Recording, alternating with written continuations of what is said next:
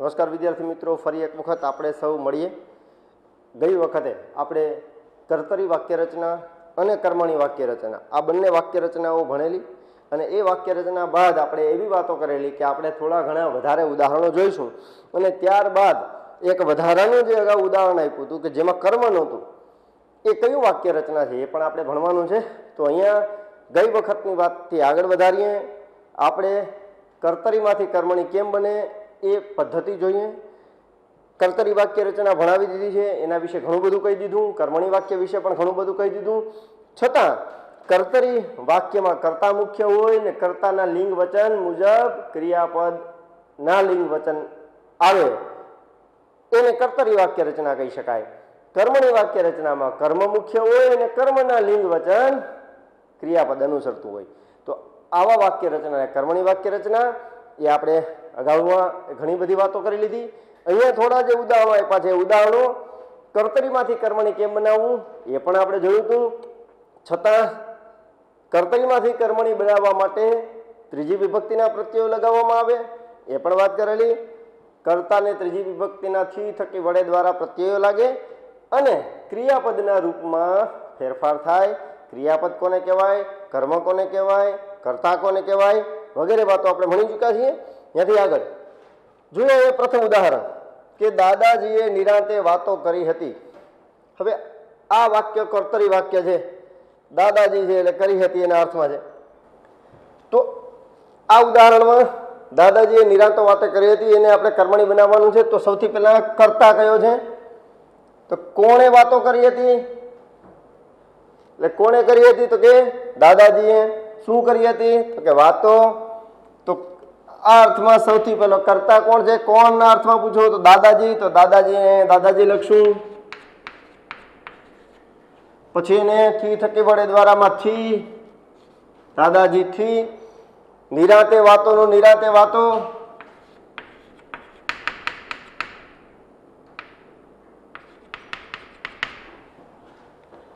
એનું હવે અહીંયા વાતો કરવાની ક્રિયા છે, કહેવાની વાતના અર્થમાં. તો અહીં કરી હતી નું શું થયું? આ પ્રત્યય લાગશે તો કરી હતી નું કરાય. અહીંયા કદાચ તમને નહીં દેખાય, અહીં લખું છું હતી. તો દાદાજીથી નિરાંતે વાતો કરાઈ હતી. આ કયું વાક્ય રચના થઈ ગઈ? કર્તરીમાંથી કર્મણી. એ જ રીતે કર્મણીમાંથી કર્તરી બનાવી હોય તો થી કાઢી નાખવાનું અને ક્રિયાપદના જે રૂપમાં આ કે વામાં પ્રત્યય લાગ્યો એ કાઢવાનો.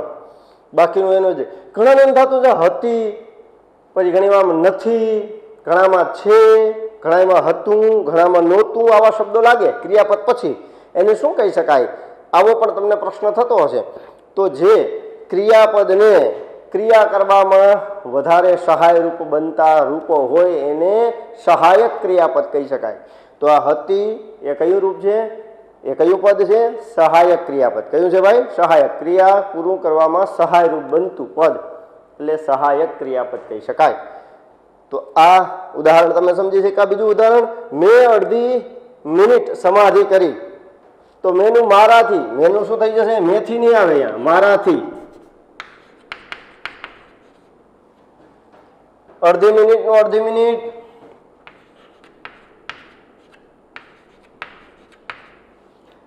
સમાધિનું સમાધિ. અને પછી કરાઈ. એના પછીનું ઉદાહરણ આપણે જોઈશું. હવે બાપુએ સુંદરને છોડ્યો. તો અહીંયા બાપુથી સુંદરનું સુંદર, સુંદરને અને છોડ્યોનો શું થાય? છોડાયો. આ પ્રત્યય લાગશે. અહીંયા મીર તો હજી સગડ મેલતો નથી તો શું થશે? મીરથી તો હજી સગડ મેલાતો નથી. મેલાતો, મેલતો નથી શું થયું? મેલાતો. આ પ્રત્યય. આચાર્યએ વિદ્યાર્થીઓને પ્રવાસ અંગે જણાવ્યું. હવે આ વાક્ય છે એનું થોડું મોટું છે, તમને ક્રિયાપદ ગોતવાનું જણાવ્યું. કોણે જણાવ્યું? આચાર્યએ. એટલે કર્તા ને ક્રિયાપદ મળી ગયું. તો આપણે તો પેલા એ જ ગોતવાનું છે, બીજી બધી વાતો સામાન્ય જ છે. ક્રિયાપદ ગોતી લ્યો. ક્રિયાપદમાં જણાવવાની ક્રિયા થઈ, આચાર્યએ કીધું છે. કોણે જણાવ્યું? જણાવવાની ક્રિયા છે. કોણે જણાવ્યું? આચાર્ય. આચાર્ય કરતા છે. શું લખશું અહીંયા? આચાર્યનું આચાર્ય. આચાર્યથી વિદ્યાર્થીઓને પ્રવાસ અંગે, એ તો એનું એ જ આવશે.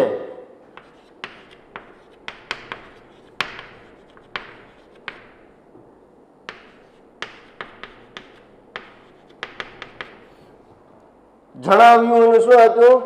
આચાર્યએ વિદ્યાર્થીઓને પ્રવાસ અંગે જણાવ્યું શું થયું? જણાવવામાં. પછી એટલું તો નહીં આવે. જણાવવામાં આવ્યું. જણાવવામાં આવ્યું. કઈ વાક્ય રચના છે આ? કર્મણી વાક્ય રચના. તો તમે જોઈ શકો કર્મણી વાક્ય રચના કઈ રીતે બને. તો આ વાક્ય રચના તમે પ્રયોગ કરશો અથવા તો પ્રયાસ કરશો ઘરે તો તમને સમજી શકાશે. તમારા પાઠ્યપુસ્તકમાં ઘણા ઉદાહરણો આપ્યા કે સકર્મક ક્રિયાપદ જેમાં હોય, એટલે કે જેમાં કર્મ હોય એવા વાક્ય રચનામાં જ કર્તરીમાંથી કર્મણી બને. એટલે આ વિશે આપણે ઘણું બધું ભણ્યા છીએ, ઘણું બધું જોયું હતું. હવે આપણે જે ભણવાનું છે તો તમે કર્તરીમાંથી કર્મણી ભણવાનું શીખી ગયા. કર્તાને થી લગાવવાનો, ક્રિયાપદના રૂપમાં ફેરફાર કરવાનું, આ અથવા તો વામાં, એ શીખવાનું, એવા પ્રયાસ કરવાનો. આપણે કહીએ કે ભાઈ ચાલ, તો ચાલ એ ક્રિયાપદનું રૂપ છે. એને આપણે પ્રત્યય લગાવીએ તો આપણે ઘણી વખત કહીએ, બોલતા હોઈએ કે તેને ચાલવામાં મજા આવતી હતી. જો ચાલવામાં, તો આપણે કહીએ હું ચાલતો હતો, એમ કહીએ. હું ચાલતો હતો, હું ચાલીને જતો હતો, એવું આપણે કહીએ છીએ. અને મને ચાલવામાં મજા આવતી હતી. જો ચાલતો, ચાલવામાં, ચાલ્યો, આ બધા એના રૂપ છે. આપણે એમ કહીએ દોડ, તો તે દોડ એ ક્રિયાપદ છે. તે દોડ્યો, તે દોડતો હતો, તેને દોડવામાં મજા આવતી હતી. તો આ બધા એના ક્રિયાપદના રૂપ છે. તો મૂળ દોડ શબ્દ છે. આપણે કહીએ કે ભાઈ લખ, તો લખતો હતો, લખ્યું હતું, લખેલું હતું, લખાયેલું હતું, લખવામાં આનંદ આવતો હતો, લખવામાં ભૂલ રહી ગઈ, વગેરે વગેરે. તો એ શું હતું? એ ક્રિયાપદ અને એના ક્રિયાપદના રૂપ છે. મૂળ ક્રિયાપદ હતું દોડ. એ જ રીતે હોય તો બોલ, બોલવું એટલે બોલ, એ બોલવું શું છે? ક્રિયાપદ. એના રૂપ તો બોલ્યો, બોલી, બોલાયું, બોલાઈ, બોલવામાં, આ બધા એના રૂપ છે. આપણે એમ કહીએ હસ, તો હસવાનું, એ હસ એટલે આપણે હસીએ, લાફિંગ, હસવું, તો હસ એ રૂપ છે. તો હસતો હતો, હસતી હતી, હસ્યો હતો, હસેલી હતી, હસવામાં આનંદ હતો, વગેરે શબ્દો વાપરી શકીએ. તો આ બધા ક્રિયાપદના રૂપ છે, તમારે શીખવાનું. તો આવું જો તમે તપાસ કરતા રહેશો તો તમને એ સરળતાથી શીખી શકશો. તો હવે આપણે આ કઈ વાક્ય રચના ભણ્યા હતા? કર્તરીમાંથી કર્મણી અને કર્મણીમાંથી કર્તરી. કર્મણીમાંથી આ રીતે લખ્યું હોય તેમાં થી અને આ પ્રત્યય કાઢી નાખવાનું, એટલે આ કર્તરી બની ગયું. કર્તરીમાંથી કર્મણી ને કર્મણીમાંથી કર્તરી. હવે જે ત્રીજો વાક્ય પ્રકાર જે આપણે ભણવાનો છે એના વિશેની આપણે ચર્ચા કરીએ. તો આપણે હવે એ વાક્ય રચના ભણીએ કે જે વાક્ય રચનામાં કર્મ નહોતું, તો એને કઈ વાક્ય રચના કહી શકાય. તો અહીંયા પહેલા કર્તરી વાક્ય રચના પર જઈએ અને પછી એ વાક્ય રચના ભણાવું તો સમજ સરળતાથી આવશે. જોઈ શકો અહીંયા મોહન કાકા, તો ચાલે. અહીંયા મોહન કાકા કરતા છે, ચાલે ક્રિયાપદ છે, ચાલે છે સહાયકારક ક્રિયાપદ છે. આ બધા કર્તરી વાક્ય રચના છે. પણ આ બધા કર્તરી વાક્ય રચના છે એનું કારણ એ છે કે કર્તાના લિંગ વચન મુજબ ક્રિયાપદ છે. આ વાત ક્લિયર છે. બીજી વાત કે આ જેટલા ઉદાહરણો છે એ બધામાં કર્મ નથી. જોઈ શકો શું ચાલે નથી, શું બોલ્યા નથી, શું નહાય નથી, શું દોડ્યો નથી, શું બોલતા નથી, શું ચાલતો નથી, શું પાછો જશે, શું વડે. આમાં એકેયમાં કર્મ નથી. શું વડે પ્રશ્ન પૂછી શકો, તમને ક્યાંય કર્મ જોવા મળશે નહીં. તો જે કર્તરી વાક્ય રચનામાં કર્મ ન હોય એ વાક્ય રચના કર્તરી તો છે પણ અકર્મક છે, એટલે કર્મ નથી, એટલે અકર્મક. મેં ભણાવી દીધું તમને. હવે જે અકર્મક કર્તરી વાક્ય રચના છે જેમાં કર્મ નથી, ક્રિયાપદ છે પરંતુ કર્મ નથી, હવે એવી વાક્ય રચનાને કેમ કર્તરીમાંથી કર્મ હોય તો કર્મણી બનતું હતું, એમ કર્તરીમાંથી કર્મણી નહીં બને તો એનું શું બનશે? એનું ભાવે વાક્ય બનશે. કયું બનશે? ભાવે વાક્ય રચના.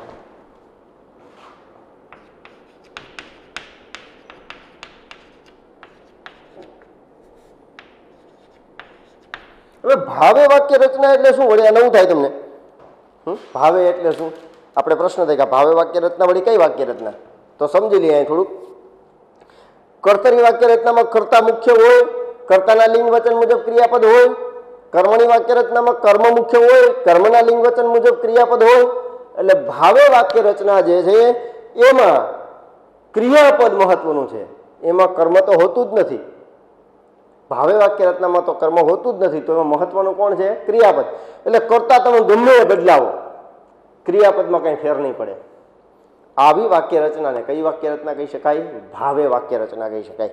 આ ભાવે વાક્ય રચનામાં કર્મ હોતું નથી. બીજું એ કે કર્તાને થી થકી વડે દ્વારા, એટલે કર્તાને ત્રીજી વિભક્તિના પ્રત્યયો જ લાગે. જેમ કર્મની વાક્યમાં જે પ્રત્યયો લાગતા હતા એ જ અહીં લાગશે. થી થકી વડે દ્વારા ત્રીજી વિભક્તિ. એ જ મુજબ ભાવે વાક્યની અંદર ક્રિયાપદના રૂપમાં પણ બદલાવ આવશે. શું આવશે?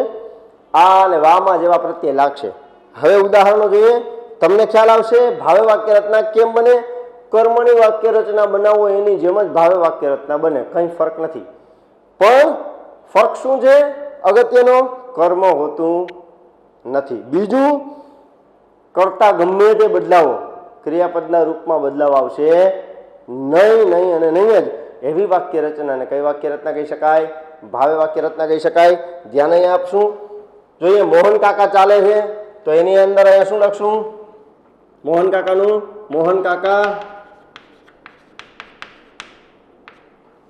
એને શું લગાવશું? ત્રીજી વિભક્તિનો પ્રત્યય. મોહન કાકા થી ચાલે છે એનું શું આવશે? ચલાય છે. મોહન કાકા ચાલે છે, મોહન કાકાથી ચલાય છે. આ પેલું અગત્યનું વાક્ય જે આગલી વખતે ઉદાહરણો મેં તમને આપ્યા હતા. હવે અહીં જો આ મોહન કાકા ચલાય છે, આમાં ક્રિયાપદ જ મહત્વનું થઈ ગયું. હવે તમે મોહન કાકાની જગ્યાએ ધીરજ કાકા લખો, કે ભાઈ કોઈ પણ બીજી કાકીનું નામ લખો, કે બીજા કોઈ ગામનાનું નામ લખો, તમારું નામ લખો, મારું નામ લખો, અહીંયા કંઈ ફેર નહીં પડે. મોહન કાકા ચાલે છે, અજયભાઈથી, મોહન કાકાથી ચલાય છે, અજયભાઈથી ચલાય છે, રમેશભાઈથી ચલાય છે, ભરતભાઈથી ચલાય છે, અમારા સૌથી, અમે સૌથી, અમારા સૌથી ચલાય છે, રીટાબેનથી ચલાય છે, ગીતાબેનથી ચલાય છે, સીતાબેનથી ચલાય છે, કોઈ પણ લખો. અહીંયા લિંગ વચન છોકરાથી ચલાય છે, નાના બાળકથી ચલાય છે, ચલાય જ આવશે. અહીંયા કંઈ ફરક પડશે જ નહીં, તમે ગમે લખી નાખો.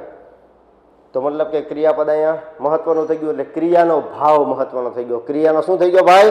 ભાવ. ભાવ એટલે શું? લાગણી. ભાવ એટલે પેલું બજેટના અર્થમાં ભાવ નહીં, અહીંયા લાગણી, લાગણીના અર્થમાં. તો અહીંયા ભાવ, ક્રિયા ભાવ મહત્વનો છે. એટલા માટે એને કઈ વાક્ય રચના કહી શકાય? ભાવે વાક્ય રચના કહી શકાય. તો તમે સમજી શક્યા છો. હજી આગળ, કંચન માસી બોલ્યા તો શું આવશે અહીંયા? કંચન માસી થી બોલ્યાનું શું આવે? બોલાયું. હવે કંચન માસીની જગ્યાએ ગમે માસીનું નામ લખો કે ફરક નહીં પડે. આગળ, દાદા ઠંડા પાણીથી નહાય છે તો શું આવશે? દાદાથી ઠંડા પાણીથી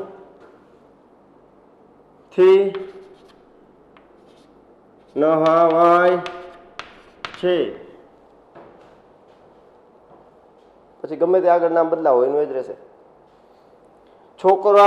છોકરો દોડ્યો નહીં, શું આવશે? છોકરાથી દોડાયું નહીં. તમે કેમ બોલતા નથી? તો તમેનું તમારાથી કેમ બોલાતું નથી? તમારાથી કેમ બોલાતું નથી? બોલતું નથી ને બોલાતું. રાજેન્દ્ર ચાલતો નથી, શું આવશે? રાજેન્દ્રથી ચલાતું, ચાલતો નથી ને શું થઈ ગયું? ચલાતું. હવે તમે સ્વર્ગે પાછા જશો, શું થશે? સોરી, તે હવે સ્વર્ગે પાછા જશે. તે હવે સ્વર્ગે પાછા જશે. શું થશે? તેનાથી હવે સ્વર્ગે પાછા જશે ને શું થશે? જવાશે. તો જે કર્મણી વાક્ય રચના હતી એ જ ફોર્મેટ છે, એ જ પદ્ધતિ છે. ફરક શું બદલે? કર્મ હોતું નથી. તો આનો એક અર્થ શું થઈ શકે? કર્તરી વાક્યમાંથી કર્મણી બની શકે જો એમાં કર્મ હોય તો. કર્તરી વાક્યમાંથી ભાવે વાક્ય બની શકે જો એમાં કર્મ ન હોય તો. કર્મણી વાક્યનું કર્તરી બની શકે, ભાવે વાક્યનું કર્તરી બની શકે, પણ ભાવે વાક્યનું કર્મણી ન બને કે કર્મણીનું ભાવે બની શકે નહીં જ. સમજાઈ ગયું? જેમાં કર્મ હોય અને એનું તમે ભાવે ન બનાવી શકો, જે વાક્યમાં કર્મ હોય એનું તમે ભાવે ન બનાવી શકો, એનું તમે કર્મણી જ બનાવી શકો. કારણ કે બેની ફોર્મેટ સરખું છે. કર્મણી કર્મ આમાં મૂકી દો એટલે વાક્ય કયું થઈ ગયું? કર્મણી. તો મતલબ કે કર્તરીમાંથી કર્મણી બને, કર્મણીમાંથી કર્તરી બને, કર્તરીમાંથી ભાવે બને ક્યારે? કર્મ ન હોય તો જ. એ જ રીતે ભાવેમાંથી કર્તરી બની શકે. ત્રીજી વાત, કર્મણીનું ભાવે ન બને કે ભાવેનું કર્મણી ન બની શકે. આટલી વાત આપણે સમજી શક્યા, જાણી શક્યા. તો કેટલા વાક્ય પ્રયોગ ભણ્યા આપણે? 3: કર્તરી, કર્મણી અને ભાવે વાક્ય રચના. આ ત્રણેય વાક્ય રચના માટેનું જે અગત્યના ઉદાહરણ છે કે એક જ આપણે વાક્ય જોઈએ એમાં થોડોક ફેરફાર કરીએ તો શું ફેરફાર થાય એ વગેરે બાબતો તમે જોઈ ચૂક્યા છો, જાણી ચૂક્યા છો. તમારા પાઠ્યપુસ્તકમાં જેટલા પણ ઉદાહરણો છે એનો તમે અભ્યાસ કરશો. ઘણા લાંબા લાંબા વાક્યો આપ્યા છે, એ સમયને એટલા લખ્યા નથી, પણ એનો અભ્યાસ આપણે હમણાં કરીએ જ છીએ, તમે જોઈ શકશો.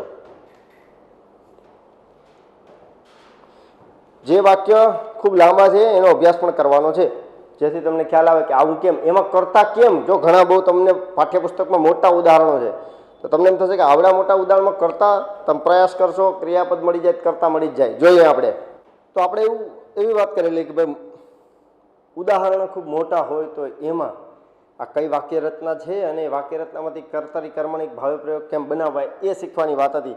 તો સૌથી પહેલા વાક્ય રચના જોઈ લઈએ એટલે ખ્યાલ આવે. અહીં લખ્યું 60%થી વધુ પરિણામ લાવનાર વિદ્યાર્થીઓને સરકાર શિષ્યવૃત્તિ આપશે.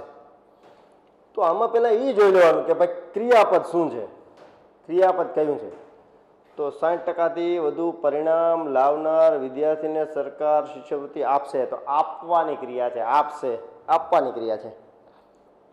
તો એક વાત છે આપશે, મળી ગયું ક્રિયાપદ. હા, તો આપશે તો મેં તમને શીખવાડેલું કરતા ગોતો. કોણ?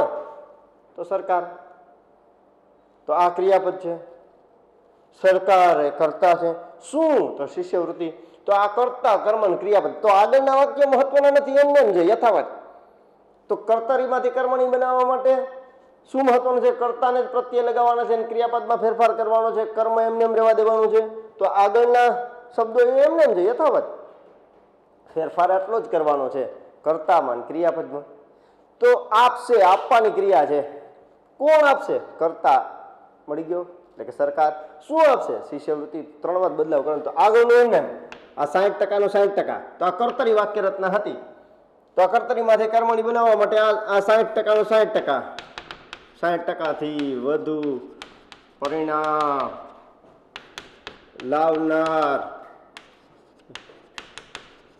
વિદ્યાર્થીઓને, પછી અહીં સરકાર.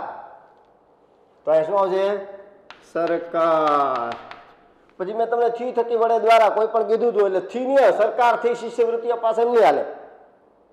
તો થી પછી થકી વડે ને દ્વારા. તો અહીં શું આવે? સરકાર દ્વારા.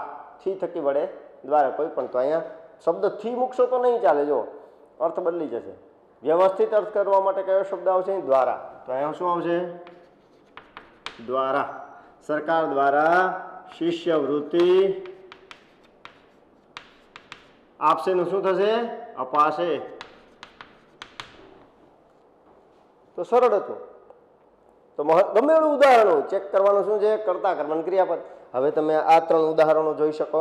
આ કર્તરીમાંથી કર્મણી થયું કારણ કે કર્મ હતું. આ પણ જુઓ, આમાં હવે કરતા ગોતો, સોરી આમાં હવે ક્રિયાપદ ગોતો. શું આવશે? સકીનાના મૃત્યુનો ભેદ રમઝુ પણ ઉકેલી શક્યો ન હતો. તો કંઈક શક્યતા એનાથી ન થઈ, કંઈક એવી ઘટના એનાથી ન બની. તો ક્રિયાપદ શું? તો કે ઉકેલવાની. બરાબર? કોણ? તો કે રમઝુ. બાકી આગળનું એનું એ શું આવશે? શું બની જશે?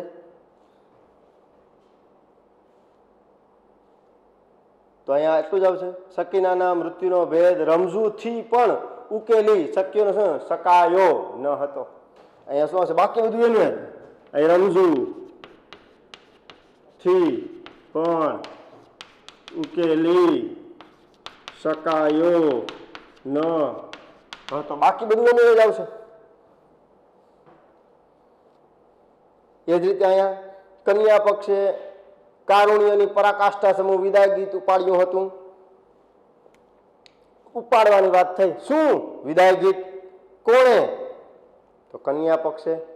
તો કન્યા પક્ષે કરતા છે. શું આવશે અહીંયા? કન્યા પક્ષે થી કે દ્વારા કે નહીં ચાલે, એમને નહીં ચાલે. થી કે દ્વારા, કન્યા પક્ષ દ્વારા એમ ચાલે. પણ કન્યા પક્ષથી કરે કારુણ્ય, કન્યા પક્ષ તરફથી, કન્યા પક્ષ દ્વારા કે કન્યા પક્ષ તરફથી. તો અહીંયા આવશે કન્યા પક્ષ તરફથી, અથવા દ્વારા પણ ચાલે. કન્યા પક્ષ દ્વારા કારુણ્યની પરાકાષ્ઠા સમૂહ વિદાય ગીત બધું એનું જ ઉપાડાયું કે ઉપાડવામાં કે ઉપાડ્યું હતું. આમ પણ ચાલે, ઉપાડાયું હતું. અથવા એના પછી સંકુલમાં જ છાત્રાલયની વ્યવસ્થા છે પણ રમેશ કુટુંબથી દૂર નહીં રહે. હવે આમાં જુઓ તો આમાં કર્મ હતું, જો આમાં કર્મ હતું, આમાં કર્મ હતું તો એ કર્મણી. હવે આ જુઓ, સંકુલમાં છાત્રાલયની વ્યવસ્થા છે પણ રમેશ કુટુંબથી દૂર નહીં રહે.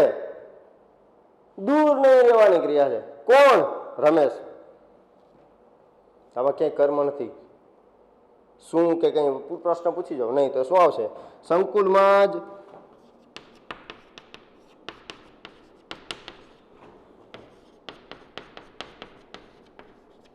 છાત્રાલયની વ્યવસ્થા છે પણ રમેશથી કુટુંબથી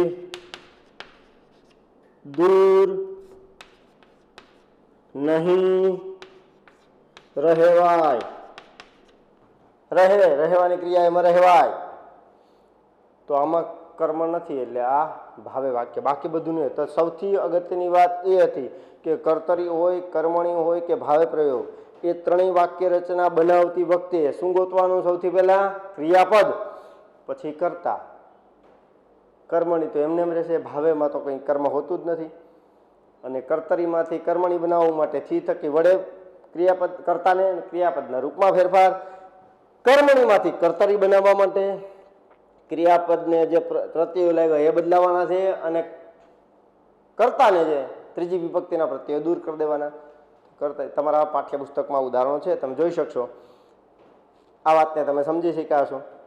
હવે આ કર્તરી, કર્મણી અને ભાવે પ્રયોગ તમને જો પૂછાય તો તમને એ આવડી શકશે, સરળતાથી આવડશે. એક વાત ક્લિયર કરી દઉં.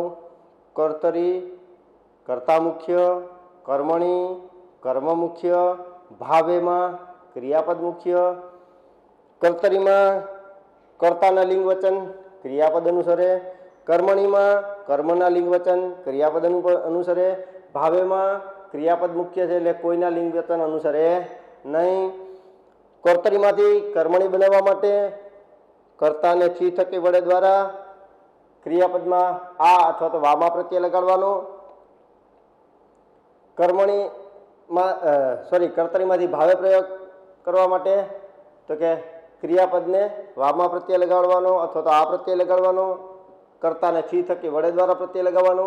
આ તમે સમજી શક્યા. એ બંનેનું ઉલટું, કર્મણીમાંથી કર્તરી તો પ્રત્યયો કાઢી નાખવાના, કર્તાને અને ક્રિયાપદનું મૂળ રૂપ રાખવાનું. તો આ તમે સમજી શકશો, જાણી શકશો. હું થોડા ઉદાહરણો તમને આપું છું. જે ઉદાહરણો તમારે જાતે લખવાના છે, તપાસ કરવાના છે અને કોમેન્ટમાં મને એનો જવાબ આપવાનો છે. તો પ્રયાસ કરશો તો તમને એનો જવાબ આવડી જશે. પણ ક્યાંય કોઈએ બીજાની કોમેન્ટ કોપી પેસ્ટ મારવાની નથી. તમારા જવાબ તમારે લખવાના છે તમારા નામ સાથે. હું થોડા ઉદાહરણો અહીંયા મૂકું છું. તો થોડા ઉદાહરણો તમને આપું, જે ઉદાહરણો તમારે મને કોમેન્ટમાં જવાબ લખીને બતાવવાનો છે. અહીંયા આ 4-5 ઉદાહરણો છે જે તમે સમજી શકશો, જોઈ શકશો અને એના જવાબ તમારે કોમેન્ટમાં લખવાના છે. અને કયું વાક્ય છે, જેમ કે આ વાક્ય છે એનો જવાબ લખ્યા પછી તમારે લખવાનો છે કે આ કયું વાક્ય છે, કર્તરી છે, કર્મણી છે કે ભાવે વાક્ય રચના છે. તમે કયું વાક્ય બનાવ્યું એ પણ તમારે લખવાનો પ્રયાસ કરજો તો આવડશે. એવો મતલબ નથી થતો કે અહીંયા તમારી કોઈ એવી એક્ઝામ નથી, પરંતુ આ જાત પ્રયાસ અને જાત તપાસ છે. તમને કેટલું આમાં સમજી શકાણું. જો કંઈ અન્ય પ્રશ્ન હોય તો તમે કોમેન્ટમાં મને લખજો, પરંતુ આટલા ઉદાહરણો જો તમે તપાસ કરી જુઓ તો લગભગ તમને કર્તરી, કર્મણી અને ભાવે વાક્ય રચના અવશ્ય આવડી જાય જ છે. તો લગભગ તમે બધા પ્રયાસ કરશો એવી મને આશા છે. જરૂરિયાત પ્રમાણે તમે અભ્યાસ કરતા જશો. આપ સૌની ચિંતા એ છે જ, પરંતુ હાલમાં તમે અને આપણે સૌ એ પરિસ્થિતિને આધીન ભણી રહ્યા છીએ. તો જેટલો સમય ઘરે હોઈએ એટલો સમય પાઠ્યપુસ્તક વાંચીએ, જાતે શીખવાનો પ્રયાસ કરીએ. જો આ એક એ સમયગાળો છે કે આ સમયમાં તમે તમારી જાતે શીખો તો તમને સૌથી વધુ આવડે. યાદ કરો, તમે બધા ટીચર્સ ડેમાં પાર્ટિસિપેન્ટ જ્યારે કરતા હતા ત્યારે શું કરતા હતા? તમે જાતે શીખતા હતા ને પછી ભણાવતા હતા, અને એનાથી એ જે ચેપ્ટર કે એ જે ટોપિક તમે ટીચર્સ ડેમાં ભણાવેલો એ આજે તમને યાદ હશે. યાદ હશે નહીં, છે જ. તો શું થઈ શકે? એનો મતલબ શું? આ એક એ સમય આવ્યો છે તમારી પાસે, તમારી જાતે તમને શીખવો. આપણે સેલ્ફ ટીચર બનીએ તો યાદ રાખો, એ ક્યારેય ભૂલાતું નથી. એ કામ જે તમને સૌથી બેસ્ટ આવડે છે એ તમને કેવી રીતે કરતા હો? સાયકલ ચલાવવાનું કામ તમે હાથ મૂકીને સાયકલ ચલાવી શકો છો. આંખો બંધ કરીને પણ મમ્મી રોટલી વણી શકે છે, ગોળ જ બને છે. અને જે કામ તમે રોજ કરતા હોય એ તમને એટલું બધું સ્વયં સંચાલિત થઈ ચૂક્યું હોય છે કે એમાં કંઈ ભૂલ થતી જ નથી. તો આ એ સમય છે કે આમાં જાતે કરી અને સ્વયં સંચાલિત બની જાઓ તો લગભગ તમને કોઈ રોકી શકે નહીં. આફતને અવસરમાં બદલે એ જ સાચો બુદ્ધિજીવી અને હોશિયાર માણસ. આફતને અવસરમાં. આપણે જંગલમાં જઈએ અને રસ્તામાં ચાલતા ચાલતા આપણા પગમાં જો કદાચ એ કોઈ કાંટો વાગી જાય, કાંટો પગની પેનીમાં એ ખૂબી જાય તો શું કરીએ? હવે આપણી પાસે સમજી લો કે કાંટો અંદર ભાંગી ગયો છે પગની અંદર, તો હવે કાઢવા માટે શું કરશું? તો આપણે બીજું કોઈ હથિયાર પણ નથી આપણી પાસે કે જેથી કાંટો નીકળી શકે, ને ચાલી પણ ન શકાય. તો એ કાંટો કાઢવા માટે આપણે બીજો કાંટો લઈને કાંટાને કાઢીએ છીએ. એ કાંટાને કાઢી નાખ્યા પછી આપણે એ કાઢેલા કાંટાને ફેંકી દઈએ ને જે કાંટાથી કાંટો કાઢ્યો છે એને ફેંકી દઈએ. પણ કાંટો એ આફત હતી અને બીજો કાંટો લીધો એ અવસર હતો. અહીંયા અત્યારે ઘરે રહીને અભ્યાસ કરવો એ થોડીક આફતજનક વાત છે, પણ જાતે કરીને શ્રેષ્ઠ કરી લેવું એ અવસર છે. તો આશા રાખું કે આપ સૌ આ વાતને સમજીને સારી રીતે ભણશો. ફરી પાછા મળીશું. ત્યાં સુધી સારી રીતે તમારી જાતનો ખ્યાલ રાખો અને અભ્યાસ કરતા રહ્યો.